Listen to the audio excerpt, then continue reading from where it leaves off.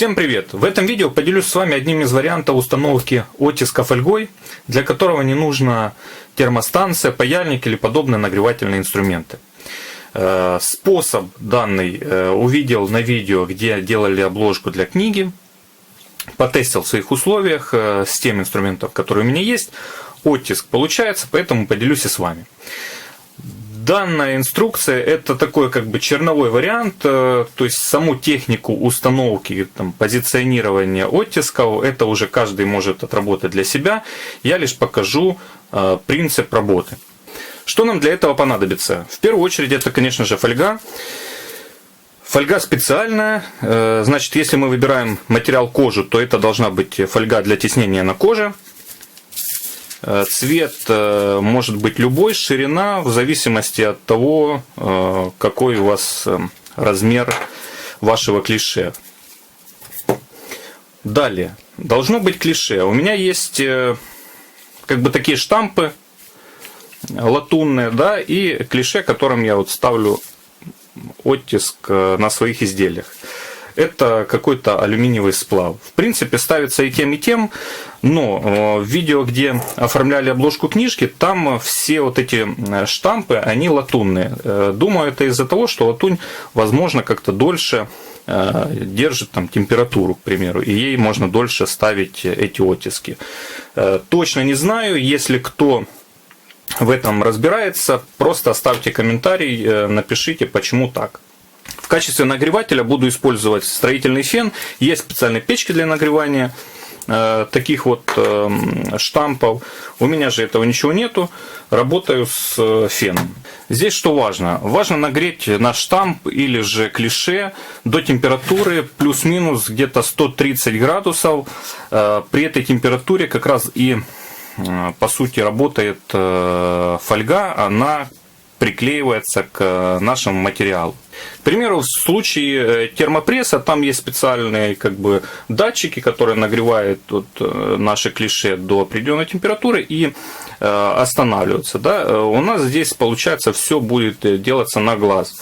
Каким образом работаю? Значит, включаю фен, выдерживаю, допустим, там 10 секунд, поставил оттиск, не ставится. Еще там секунд 5 подержал, поставил, все, работает. Значит, в следующий раз просто уже, допустим, с этим феном и с этим клише выдерживаю 15 секунд нагрева и потом уже ставлю оттиски. Отрезал кусочек фольги, кожа у меня достаточно плотная. Если, допустим, берем мягкую кожу, там оттиск может получаться не совсем четкий, тоже на это обращайте внимание.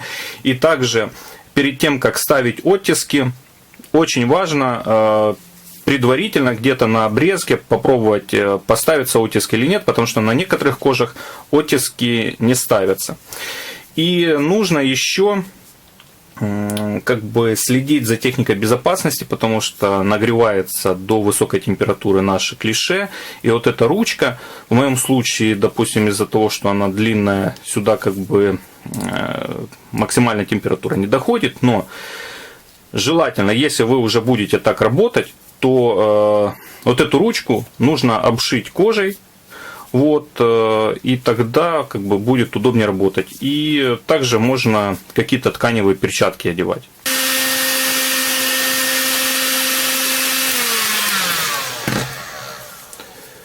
Все, клише наш штамп нагрел, ставим оттиск.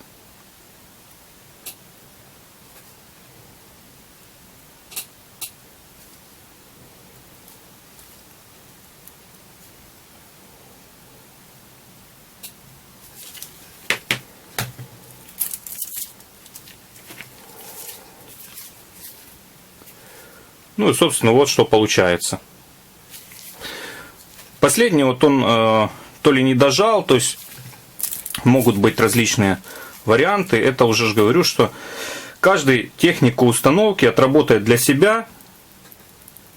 Здесь то, что я заметил, вот получается вот этих два последних. Здесь температура, скорее всего, уже ниже, допустим, нашего штампа, и теснится уже хуже. Вот, к примеру, другой штамп. сделаем чуть побольше.